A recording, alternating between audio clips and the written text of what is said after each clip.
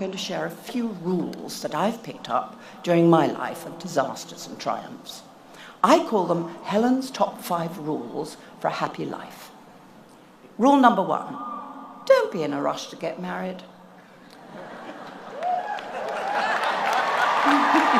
And always give your partner the freedom and support to achieve their ambitions. Number 2, treat people just like people. Remember that every single person deserves equal respect and generosity. I do have an addendum to rule number 2. No matter what sex you are, be a feminist.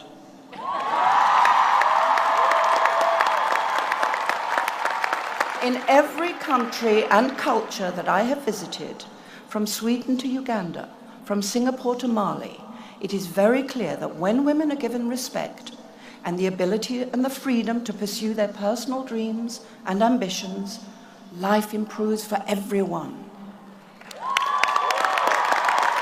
I didn't define myself as a feminist until really quite recently, but I'd always lived like a feminist, and I'd always believed in the obvious, that women were as capable and as energetic and as inspiring as men. But to join a movement called feminism just seemed too didactic, too political for me. However, I have come to understand that feminism is not an abstract idea, but it's a necessity if we are to move us forward and not backward into ignorance and fearful jealousy. So now I am a declared feminist, and I would encourage you to be the same. An addendum to the addendum. Never again allow a group of old, rich, white men define the healthcare of a country that is 50.8% women and 37% other races. Good, back to the rules. Number 3, ignore anyone who judges the way you look. Number 4, don't be afraid of fear. Oh, am I good enough? Am I smart enough? Will I fail? Throw caution to the winds. Look fear straight away in its ugly face and barge forward. Rule number 5 for a happy life. Don't overcomplicate things. Don't procrastinate. Do say thank you when it's merited. Don't lose your sense of humor. Do confront bullies. Don't procrastinate.